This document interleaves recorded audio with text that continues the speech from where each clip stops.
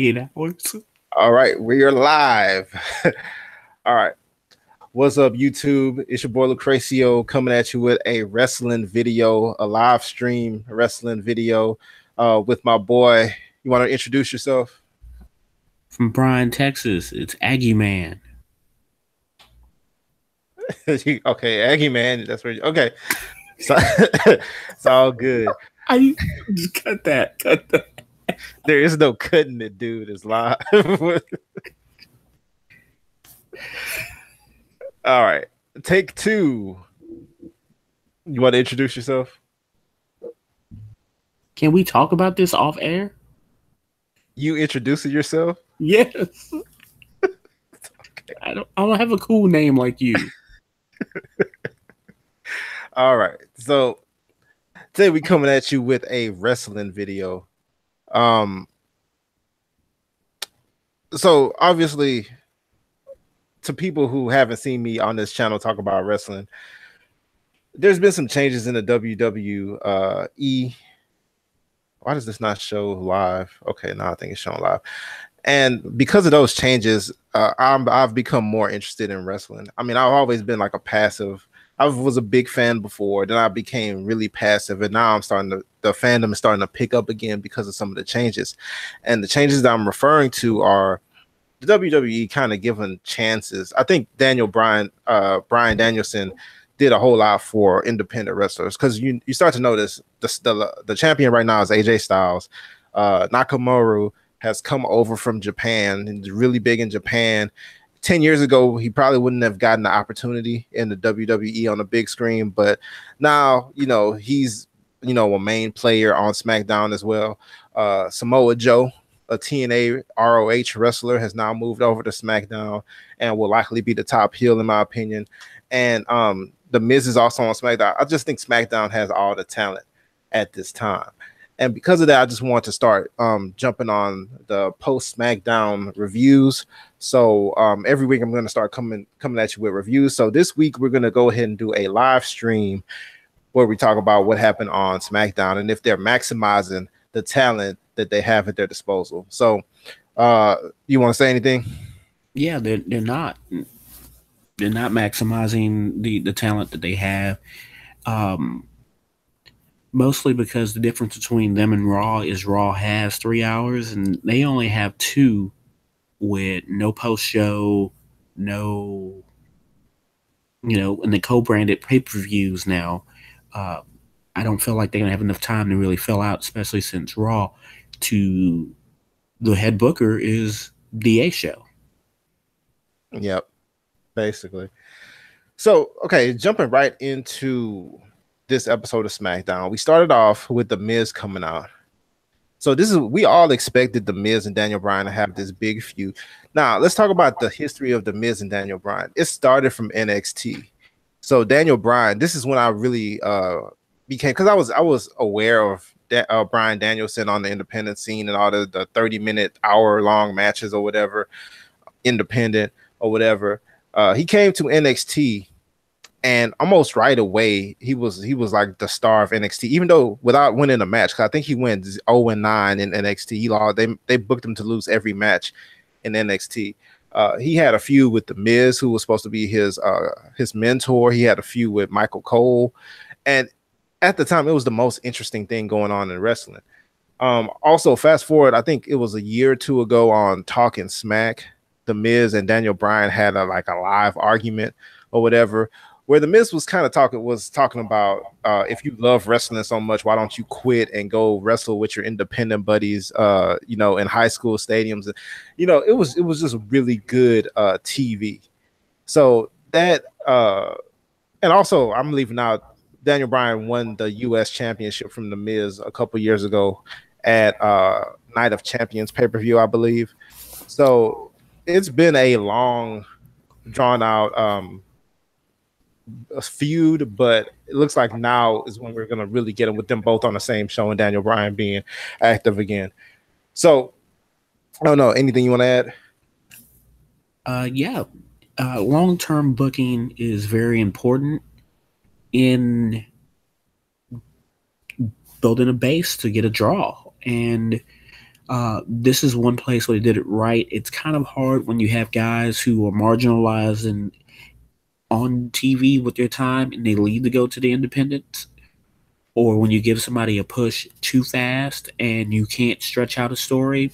Right back in the situation of John Cena and CM Punk, it is probably the base of that point. Roman Reigns, hot shot in the Shield. I don't think they should have gone over the Wyatt family. I think the Evolution feud should have went longer. Uh, it's just when you book long term and you can always go back to the well with the story, you will draw money. It, I mean, if you got to see in 2018, uh, Michael Jordan and the Bulls versus the Pistons and Isaiah Thomas, you would pay top dollar to do so because you've already seen what they've been capable of together, and you know it works. Yep. Yep. Absolutely. So, with that in mind, we started off today's show with Big Cass and The Miz. The Miz actually had at the beginning of the segment. The Miz called out Daniel Bryan, saying, "Come out and punch me in the face." It was a good one thing. The Miz really shines at it's the mic work. I don't know if there's anybody right now who works. I think Samoa Joe is really good on the mic as well. That's why I think. But Samoa Joe's always been really good on the mic. But the Miz has grown on the mic from just being the personality to being a personality, and I think there's a difference in between that. Uh, a good way to put it would be uh, Macho Man. Macho Man was a personality on the mic. You knew what you were getting. You knew it was going to be awesome. You knew it was going to be great. Hulk Hogan he was the personality, as in the sense of it was always he was playing this character, and so you could either take it with a grain of salt or not. Yeah, all my Hulkamaniacs. Yeah, take your vitamins. And you just like okay. Say your prayers. Yeah, say your prayers. It's the believability factor is that Mike is from Cleveland, and Cleveland is a crummy place, and he made it in LA. And anybody who does that is smug. LeBron's going to be real smug after next season. All right, so the Miz was calling out Daniel Bryan, and instead Big Cass comes down in a suit. Now, when this happened, I actually thought this was like a new stable foreman. Like I thought like Big Cass would be like the new protector or bodyguard or something like that. But he actually came down and stated that somehow, like, since he was out with an ACL and he came back the same day as Daniel Bryan, that Daniel Bryan was like holding him back or whatever. I thought that was kind of a dumb angle. I mean, I guess I get it. First of all, I don't understand exactly why this feud is happening. Unless you want to bring back Daniel Bryan, the Giant Killer. Because remember when he was the world champion or whatever, when they had the NWA belt, he kept beating people like Mark Henry and the Big Show or whatever. So there was a time period in his growth as a star that he was just wrestling like 7-footers one after the other. Kane was another one after the other. So unless they're just trying to bring that back, but me personally, I'm not really that interested in watching him beat one of the big guys. I want to see him like wrestle Nakamura and AJ Styles. He wrestled AJ Styles like 2 weeks ago, and it was really good. They didn't even really put everything into that match. There was just like kind of a teaser. You can't. Yeah. It's just a normal SmackDown. You can't. But I mean, with the talent they got on this roster, like I feel like they could do a lot better than Daniel Bryan and Big Cass. No one cares about Big Cass. But why would you want to? You need this to be your draw is Daniel Bryan, and you want to get Big Cass over. but you want to get him over as a heel as you were on Raw with Enzo Amore, or should I say redacted. Uh, and the best way to do that is to put him against a top hot babyface and draw heat to him. And once you do that and you establish him, even though you can have Brian lose the feud and Brian is unaffected by it. Yeah, absolutely. You can have Brian win the feud and you could say Big Cass, fought his heart out and he was dominant at times against a former world champion. He's on that level now. So either way, you're going to have what you need from both wrestlers that you're trying to get out of it. So I think it's a good feud. It's a great filler feud. Nobody wants to see Big Cass right now. Yeah, not at all. There's not a single Big Cass fan, maybe like some 16-year-old girl who's like enamored with him, but that's probably the only Big Cass fan that there is currently. And so now what you want to do is you want to grow him a fan base of people who like bad guys, and you want to build an even bigger base of people who don't like him because he's going to beat up on Daniel Bryan. Yep, I can see that. So we'll see. I mean, just because of the collection of talent on the show, I would just really wanted to see them go. I think it's going to be a very short term. I hope this is a very short term feud, to be honest. I mean, I guess did he say at Backlash they had a match, or was it at this Greater Royal Rumble pay-per-view? I think it might be Backlash. So you got Backlash, you've got No Way Out or the equivalent. I mean, you don't have anything big until SummerSlam. So that would be a great filler for 2 or 3 months. And then when you get for 2 months, and then you get him into his SummerSlam program, you get Big Cass out there against, let's say, AJ, or maybe even Knack. If whoever has the belt on him, have him lose the feud there. But he's competing on this level.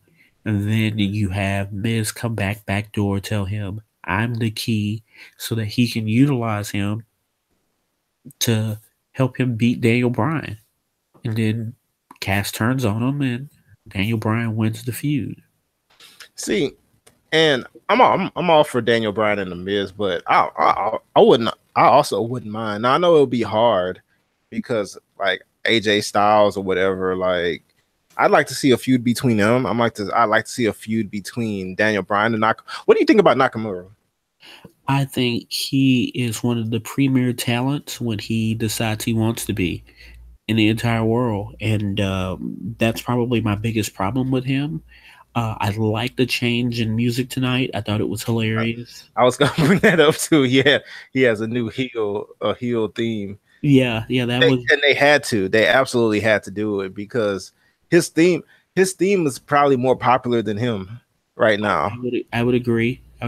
Bobby Roode factor there. I'm on a side note, I'm really surprised that CFOs is actually making some nun garbage. That's surprising. But the real the way that me and a normal fan will look at wrestling in 2 different ways. I look at it from the business standpoint of what is going to make money, what do people want to see, and if you're not going to give them who they want to see, or you're going to give them what they would like to see in place of that. So Big Cass versus Daniel Bryan, nobody wants to see Big Cass, so you've got to have Big Cass beat the crap out of Daniel Bryan come back. Nakamura, in that sense, is people want to see that entrance. People want to see, and that's to bleed a little bit later into the show. If you're going to have Nakamura versus Styles, you're going to have to stretch this out all the way till next WrestleMania. And you're going to have one or the other win everything that gives you a title shot. Money in the Bank, the Royal Rumble. Hmm. You're gonna have to have this stretch out. You're gonna have to hot shot the belt on just those two guys for an entire year. That means that people, Think so? yeah, Just to make it that big. You don't think just those two names no, wrestling each other at WrestleMania is enough to draw? no. I think that you got to have them wrestle at Survivor Series and flip the belt. I think you got to have them wrestle at SummerSlam and flip the belt. I think you got to have one off pay per view where the belt flips there, and I think that those are going to be the only times that they actually face each other. Otherwise, they're in mini feuds all the way, and they interrupt. They cause chaos for the other because AJ wants his belt back, or Knack thinks he's better, and he wants to prove it again. Like, you've got to have them go all out for you. If you're going to have him turn at WrestleMania to create this feud, you can't have this feud over by Great American Bash. Yeah, yeah. True, true, true, true. So, all right, let's go on to the next thing before I get into that. I was gonna tell you what my booking idea for like some of these new guys is. Go for it. So this is what I like to see. I'd like to see Samoa Joe get the title, get the belt on him. I'd like to see them play up on the Samoan thing. So I'd like to see maybe the Usos join up with them. Now I don't know if that's even possible, if there's something between the two families or whatever, but I like to see the Usos join up with Samoa Joe to protect the belt on him, and so they can form like a small stable. And then I feel like they could have Nakamura, if they still want him in a title picture, AJ Styles and Daniel Bryan all chasing after Samoa Joe. Okay, I can definitely see that. Uh, but the words of Scott Steiner, Samoa Joe's not a real Samoan. And He's that not. is no, he's half Samoan.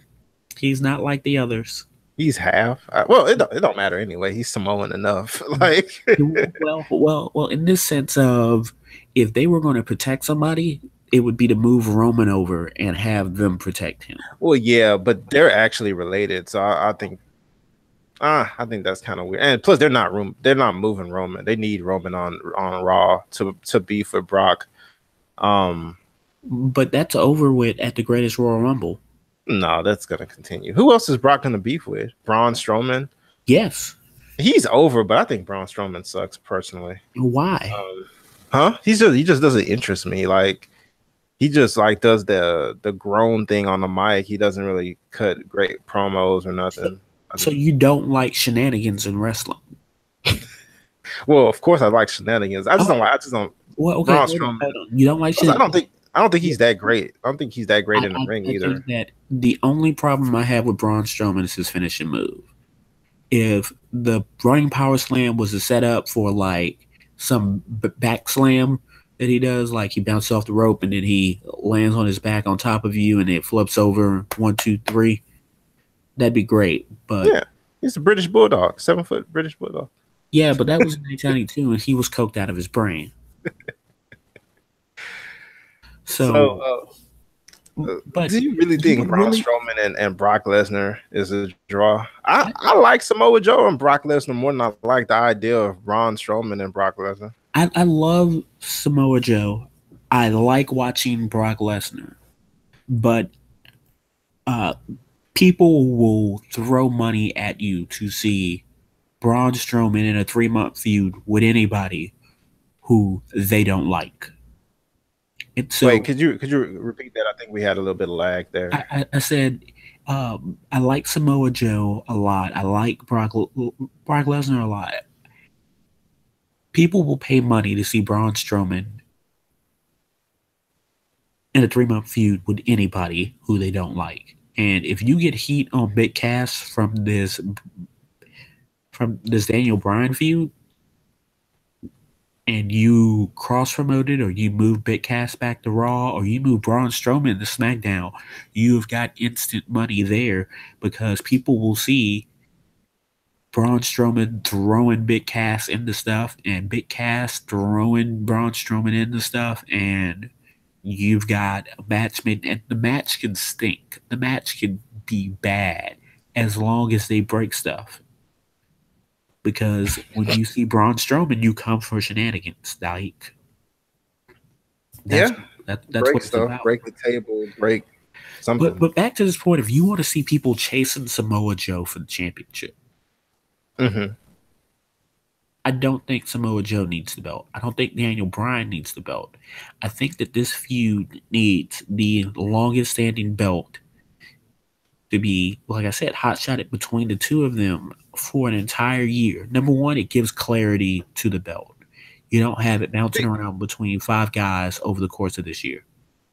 The thing is, though, I think Samoa Joe needs the belt.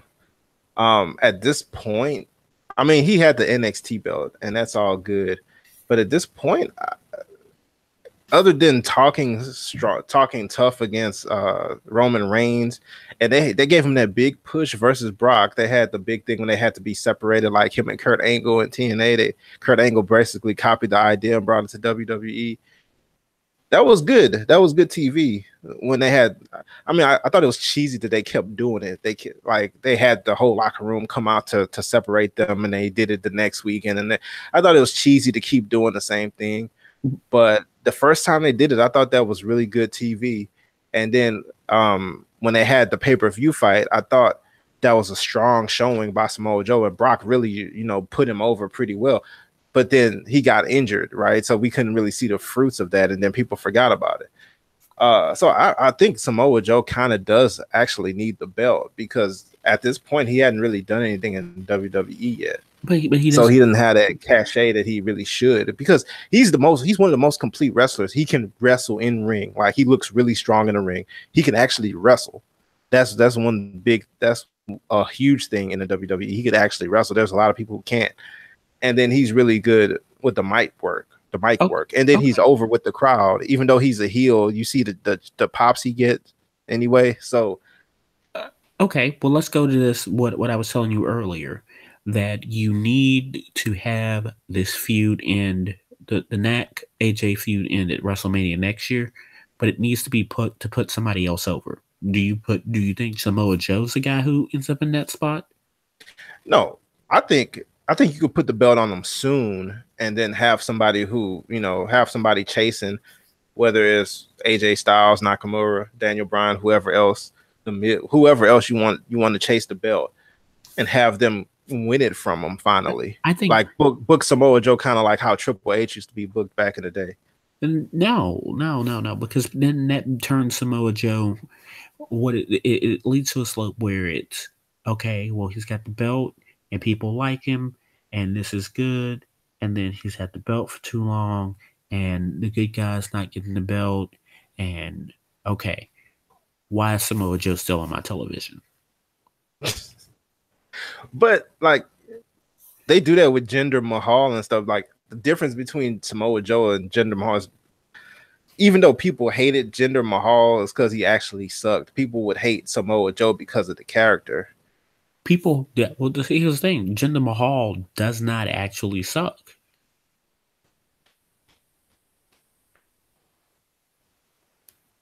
I think he sucked. He doesn't interest me as a wrestler. He didn't do anything for me. Other than the cliche foreigner. Perfect. Then he did his job because that's what he was supposed to do, and he I gave. mean, but it's not like a creative cool like heel. It's the same old like thing forever in wrestling. So he's just kind of doing the same thing or Yeah, whatever. and he's the tough guy. I mean, he has henchmen. He Yeah, is yeah, that's the big. henchman. He's got a great look, and he's got the belt. And you want somebody to beat him, which is the whole point of chasing. With Samoa Joe, it's okay. Yeah, we're down with Joe. Like, you can't have people like Joe and then put the belt on him. Like, Triple H has always been a heel, so the reason why it worked for so long was because he was already disliked. So now you're blurring the lines between that go away heat and that we don't like you heat. And Well, I think it's different though. Like, Triple H, okay, when he really went heel, because remember, he was heel before, and he didn't draw as a heel. No one cared because it was the same old uh William Regal type thing when he was Triple H before, when he was like, oh, the whatever Yeah. Englishman or whatever. That's like a bad heel, right? Nobody really cares. It's just like, get off my TV. Nobody really cares. Then he was the suck it Triple H, who, you know, all the people, the wrestling fans loved, and then he sold out. So that's the character. That's the, you know, that's the character that people hate. It's not so much with Jinder Mahal. It's not, to me, he's just not that interesting. So like as a heel, he does the job, like you said, he does, you know, the job. He's the foreigner or whatever, talking crap. But that's why, But but that's why it blurred that line between for months against Randy Orton. Like, I'm gonna tell you this: people love Randy Orton. Randy Orton has always been boring and uninteresting. I mean, he's been doing the same thing. People complain about Cena. He's been doing the same thing longer than Cena has. Randy Orton, Yeah, yeah. yeah. So, and name Randy Orton's best match. Off the top of my head, I don't know. I don't know. I Um, want you to hold on to that question while I continue talking. Okay. And so with Jinder Mahal, the difference, the things that are clear about what his run was supposed to be about, it was supposed to bring in the market for India, even though he's Canadian. Number one, number two, uh, he is, like I said, he's got the look, he's got the feel. He had all the pieces built in. I think it was more of the script writing that makes him boring. And when you say you're going to be that was not interesting. What's interesting is his in-ring work and the way that he portrays everything in the ring. And that's what made him such a great character rather than the promo work. I mean, promo wise, here and there, it was pretty good. And then when it wasn't good, it was terrible. The Shinsuke, yeah. the Shinsuke feud was absolutely terrible. The Randy Orton But feud, the match was great. And then the Randy Orton feud on the mic, it was great. And the match, and I mean, who else did he feud with? hey, you talking about Orton now? No, I'm talking about Mahal. Wait, who? Those were his two big feuds. Oh, Jinder Mahal. Yeah, Oh, yeah. I don't know. I don't know. With Jinder, just, no. So, have you still figured out what Randy Orton's best match was? no, I can't think off the top of my head. Yeah, I couldn't tell you off the top of my head. Anybody want to comment to this video, and I will look at it, and I will go back and watch whatever match you reference, and then I will give it a star rating. I'll post the star rating that I have for it, and then I'll look up what Dave Meltzer says. And then after I look up what Dave Meltzer says, I'm gonna look up what the Philadelphia Inquirer said, and then I bet you it's going to be terrible. So, yeah, so that's why Jinder Mahal is like kind of an enigma in that sense. Because even in in 3MB, all of those guys are good character working guys, and they could do it in the ring. They could do it outside of the ring, but it was never all put together for them with what they had scripted. I mean, look at what Heath Slater did. The ring work has been, he is known for being a good worker and a guy that they even trust with celebrities, but in ring with Rhino, it's been just absolute trash. Well, yeah. Well, Rhino, I just think Rhino's done. It's kind of sad when like some of the wrestlers that you probably liked from 10, 20 years ago, they don't know when to stop. like he's been around forever, and then he was there during the freaking Monday Night Wars, and he's Yeah, still he still was. at it. He was there during after the sale.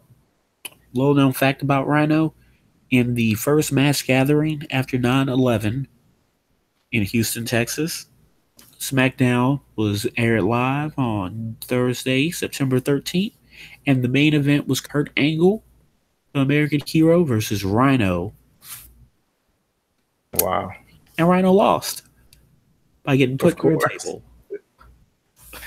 They Of couldn't pick course. anybody. They couldn't pick anybody. They couldn't pick a Canadian, a Mexican wrestler, a Japanese wrestler. Nope. Let's choose another American. Who worked in New York for 10, 12 years, and let's bury him. Yeah, that's tough. All right, where were we going after that? Let's see. So, okay, going back to SmackDown, what did you think? What do you think about Asuka? Let's have the Asuka discussion. First of all, I'm very pro Asuka. I think she is the savior of women's wrestling. No, but really, I think she's really really good to watch. Like she's really fast. She is a good worker in the ring. Like she can actually wrestle. I remember it was a time period, when they had this division where they would get in the ring, but none of them could really actually wrestle. So it always looked bad. And then sometimes women just kind of look awkward in the ring in general or whatever. But Asuka always looks solid in the ring. She has an elaborate entrance where she comes out and even though she doesn't talk, she's just talking NXT. English not great, but she gets her point across or whatever. I don't know if she's gonna be doing promos because in NXT she would come out in the full Hillary Clinton suit and cut promos on NXT or whatever, and with the belt because she had the belt for a minute. And yeah, I don't know if they're gonna use her like that on SmackDown. I would much rather her struggle through an English promo than watch the Australians, the Iconics or whatever, because that was terrible. That little It, promo they did, that was absolutely terrible. it was supposed to be terrible. I told my wife, I said, this mean girl mic work is exactly what they need to do to get over, but they just have them against the wrong people. They should be on Raw versus Sasha and Bailey. That'll be tough. That'll be rough to watch. Um, You know what? Let them start the show in the Triple H spot, 20-minute promo. It'd be amazing. that's tough, man. That's all I can say about that. Um, so yeah, back to Oscar though. What do you really think about Oscar? Like I said, I think she's a good worker. I love to watch wrestle. I thought the WrestleMania match between her and Charlotte Flair was like outstanding. Probably the best match of the night, to be honest. And that's crazy to talk about the women's match, but I think that's the best match of the night. Number one, because Charlotte Flair could also wrestle too. So to have those two as the top of the division is tough because she can actually wrestle. She's big. She is huge. Charlotte Flair is huge, but she could wrestle. I like that little Spanish fly thing she does off the ropes. Once again, I don't even know that she can do that to a lot of the other women in the division because you have to be able to wrestle to, sell that. You know what I mean? Otherwise, you'll break your neck. So she did it to Oscar off the top rope. They had a great match. It looked like two top championship contenders facing each other, which is exactly what it was. Well, what do you think about Oscar? I love Asuka. I think that she also is the savior of women's wrestling. I think that the match at WrestleMania was the second best match of the night because uh, the mixed tag match was the perfect match. It really was. So I can't give him that title, even though it was a great match. Kept me enthralled all the way through. Uh, Which one did you think was the best match of the night on the, WrestleMania? the mixed tag on WrestleMania. Oh, Ronda Rousey and Kurt Angle versus Triple H and I, Stephanie.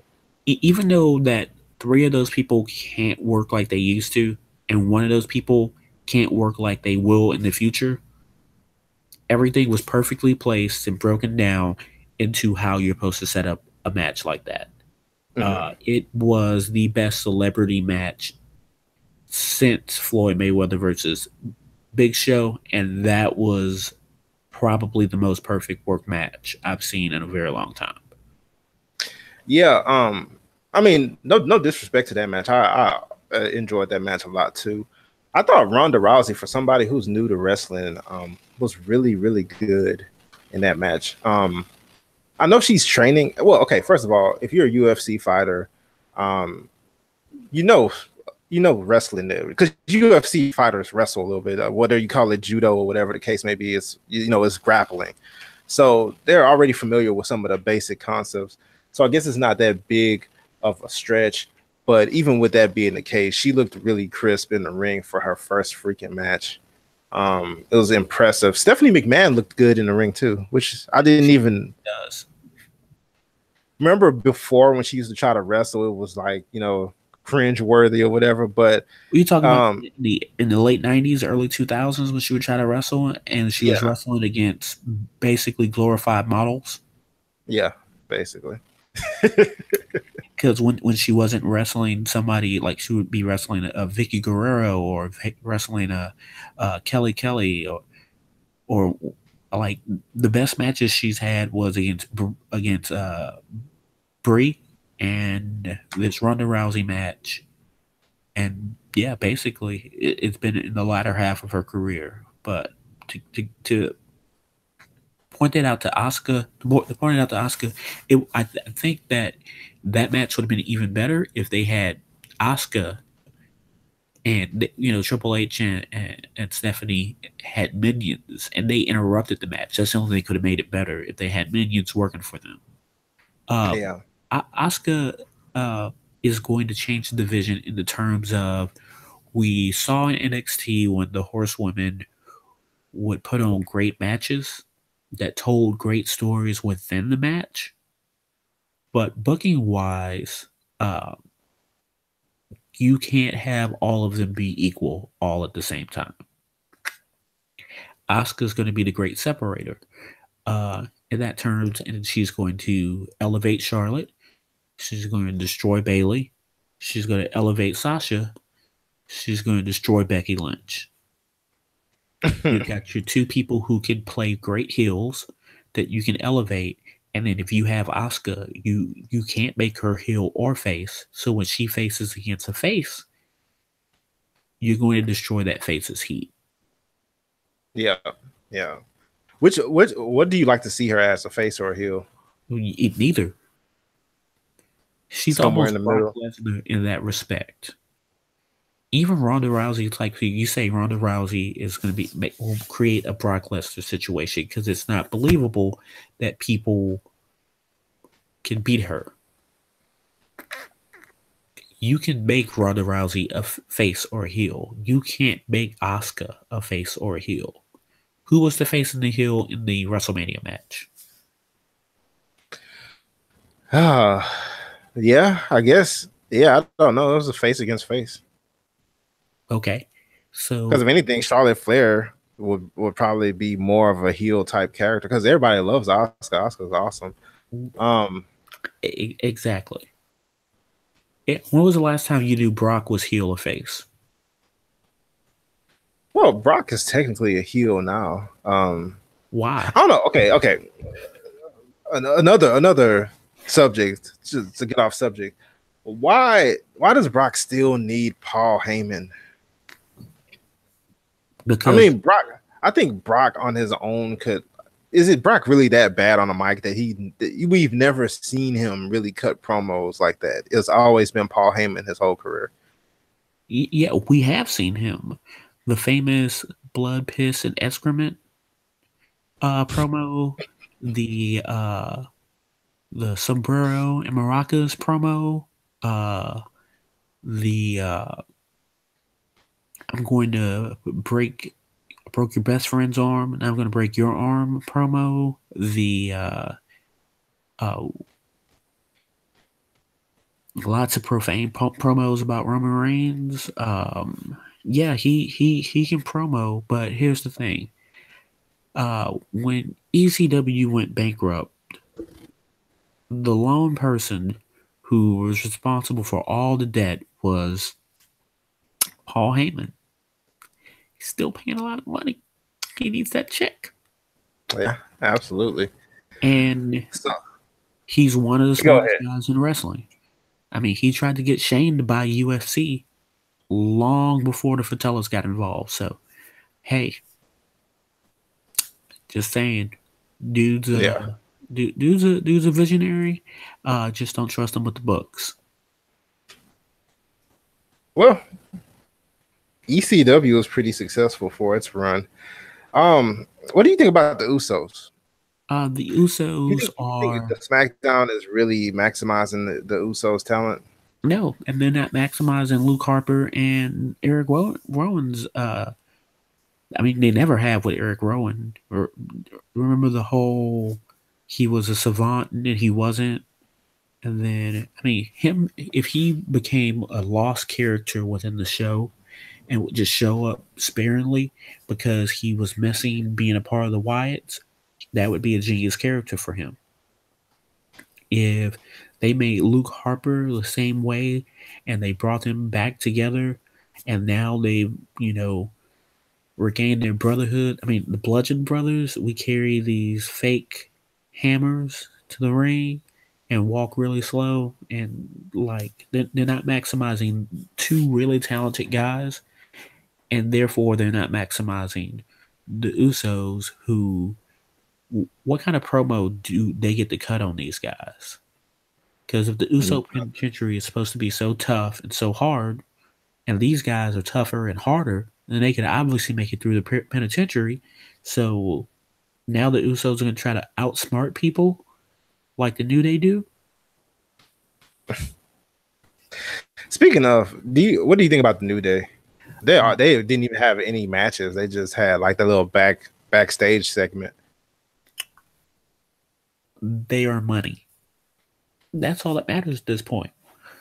Like, I mean, we've always had some group. Remember Rikishi and Scotty Too Hottie and freaking like there's always somebody dancing or whatever on SmackDown for some reason. I don't know why that draws, but I guess the book show that they draw something. Yeah, so they always have to have some character doing that. Fun draws. I mean, like look at Adam Rose. They tried to bring it through. No way, Jose. It's not going to work. It's not going to work on the mainstream level because you have to have stuff that people can get attached to with it. And just saying, no way, Jose is not going to do that. And having a bunny rabbit is not going to do that. But having gimmick after gimmick after gimmick after gimmick after gimmick. I mean, look at DX. Was DX just suck it? I mean, yeah, basically. No, it was Triple H in China. It was the New Age Outlaws. And the New Raw Dog and Billy Gunn. Yeah, I see what you mean. No, I didn't get what you meant. You just keep tying people in and until you can't do it. Even to this day, they still get a pop because you're already wrapped into it. That is the same way with the New Day. So the New Day, work wise, yeah, they're great in the ring. So you can push them out there in the ring for any big time match. So let's say if they had Demolition come back, they were 20 years younger. Oh yeah, that'd be awesome. Who are you gonna have them face? Not the Bar. You're gonna have them face the New Day. Yeah, basically. All right. Any other SmackDown? Do you have time right now? I'm thinking about restarting the stream and talking about the NBA. What do you say? I'm gonna pass on that. And you made me miss Brian Williams. Oh yeah, absolutely. So now I got to catch him at 1 a.m. You'll be all right. You catch him in the morning. Catch him at 10 a.m. No, not on at 10 a.m. See, when you lie about stuff, they move you to really late at night. Oh, wait. So you say he lies about stuff? Why do you watch him then? Oh no. He lied about being shot at while being an embedded journalist, I believe, during the Iraq War. And so they found out, and they were like, "Ooh, you're suspended for 6 months.